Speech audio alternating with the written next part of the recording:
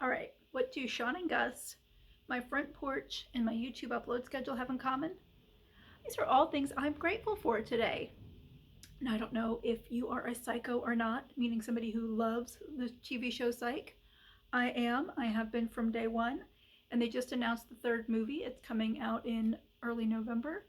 The trailer looks amazing. I love Sean and Gus and all the other actors. So, one of the things I'm super grateful for is the third movie in this series. That makes me so happy to watch. Um, Number two is my front porch. I have this great little front porch on my house. I get a great breeze. I get to sit there and sort of watch the neighborhood go by. It's a wonderful place just to kind of daydream, to wake up for the day. In the evening, it's a great place to sit and have a glass of wine. So that's one of the things I am grateful for. And thing number three is that I have not committed to a time of day that I upload these videos, just that I am making one a day for 100 days. Speaking of which, we are on day 12 of that process. Um, so then I can really make sure that I have good content pulled together instead of trying to hit a deadline. So those are my gratefuls for today. What are yours? And why does it matter? I'm Dr. Brenna Murphy. I'm a lazy naturopath, and today we're talking about gratitude.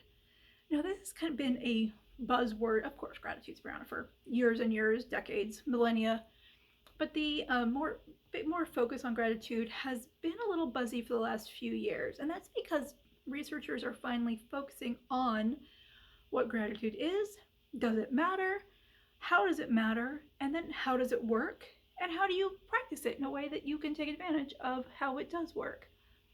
So first, let's talk about what gratitude is. And this can be a little interesting to define. I think it's one of those things that we all have an innate understanding of, but actually putting it into a very specific definition can be challenging.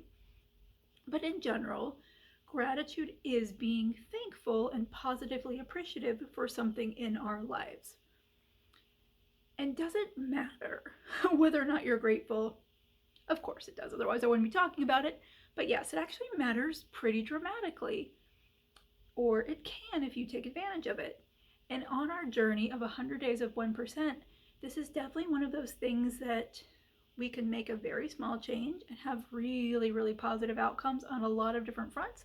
So this is definitely one of those great places where a little bit of moot work pays off massively, which I love. That's what I'm all about. Those tips, tricks, hacks, shortcuts, good investments that have big return, and gratitude is one of those. So let's talk about the gratitude research really quickly. And again, this is newer research, but one of the interesting studies that was done was on college students or with college students. And this was a study looking at, does gratitude help people who are struggling with mental health? A lot of the previous studies were done on just people who are already happy.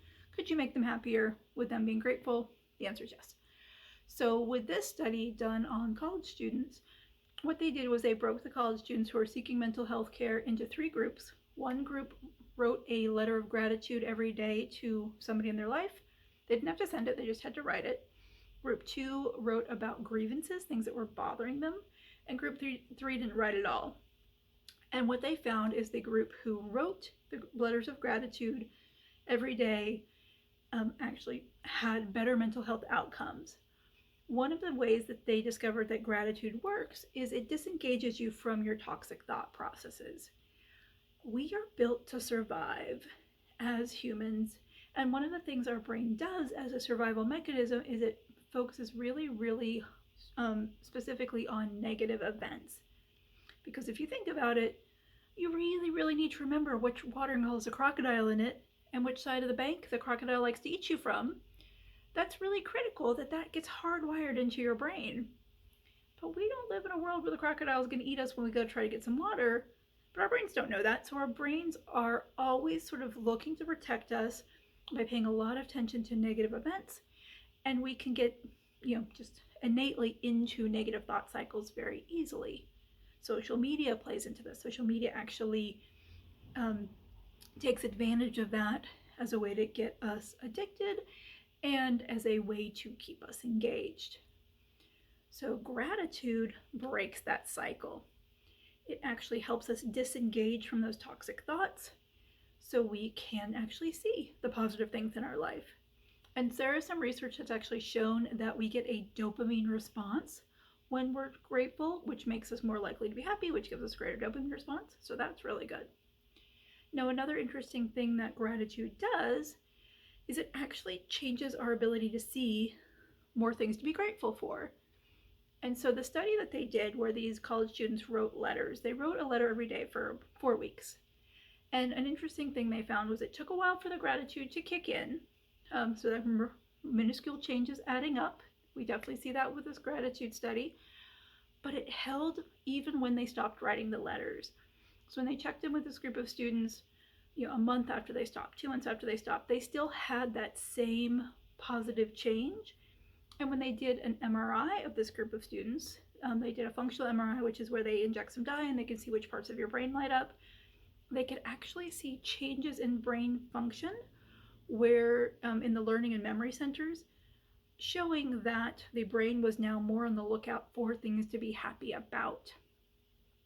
Now, this supports another study that was done that kind of asked the question, like, we know that increased gratitude is linked to increased kind of quality of life, perceived quality of life. But how about vice versa? Like, can we increase perceived quality of life by increasing gratitude? And the answer is yes. They feed off of each other very, very well. So you're happier, you think your life is better, which makes you happier, which makes you think your life is better, etc., etc. And that process of increasing gratitude, increasing joy in life, improves social interactions. You're more likely to have positive relationships.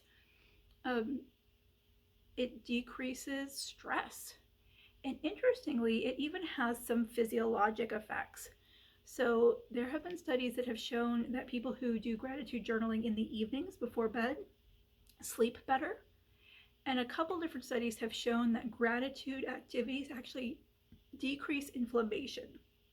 One was around heart disease, where they were able to show that the people who had more gratitude practices recovered from heart disease more readily. And another was just with a group of women with chronic illness, and they were able to show that women who did gratitude practices did have a decrease in inflammation, specific IL-6, which is an inflammatory cytokine. Now that one was a little interesting because it wasn't the gratitude itself that led to the IL-6 reduction, but it was the gratitude led to more kind of the women giving more supportive care to other people, and that led to the IL-6 reduction. So being grateful helps you volunteer, which is also good for your health.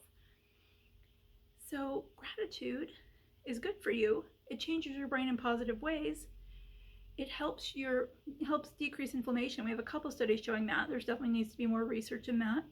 It can help you sleep better. That's super critical because you repair when you sleep.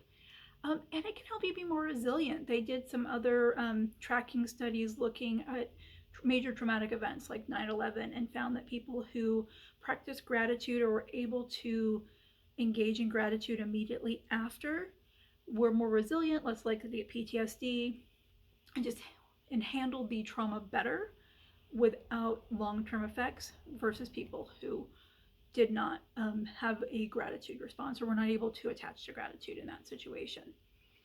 So we know it's good for you. We know it pays off on a lot of different fronts. Now the question is, how do you do it? What are the best practices for gratitude for clinical and life results? Now again, you are here with the Lazy Naturopath. Of course, you could do a beautiful gratitude journal every single day. You could meditate around a gratitude concept every day. You could thank every person under the sun that you've ever met. You could write a beautiful letter of thanks to somebody that you never gave gratitude to and send it, or you could even read it out loud to them. All those things are wonderful. But there's all a lot of work. And our goal here is to say, all right, how do we move you forward effectively, quickly, easily, and with the things that we know work without having to go to all those links unless you want to? And there was a study that actually asked this question. And the interesting result was they found the best results what came from people who did 2 long-form gratitude journal entries a week. So not a short little list and not a daily long gratitude letter, but just 2 basically letters of gratitude a week had better results than people who did daily long form gratitude. And they didn't compare it to the short list, but the takeaway from the study was being super grateful twice a week works. Now, if you want to develop a habit of morning gratitude, that is a great way to shift your brain to look for positive things throughout the day. Because again, our brains are geared to look for and remember and focus on the negative. And we have to sort of very deliberately tell our brain, hey, let's focus on positive things. And gratitude is a really easy way to click into that, but it's not the only way. But in terms of these other benefits that research shows us that gratitude can give us, being super grateful twice a week, writing down how you're grateful twice a week is a critical part of that, has been shown to help or be effective. All right, guys, so I am Dr. Brenna Murphy. I'm Lazy Naturopath. I am grateful for all of you and any of you who are watching this whenever you stumble across it. And I will be back tomorrow for lucky day 13 of our 100 Days of 1% journey. Oh, and I just remembered there's a psych episode called Tuesday the 13th. I'm definitely gonna have to watch that tomorrow. All right, who else likes psych? Put your gratefuls down below, and if you are a psycho, throw that in the comments too, as I'm always happy to connect with other people.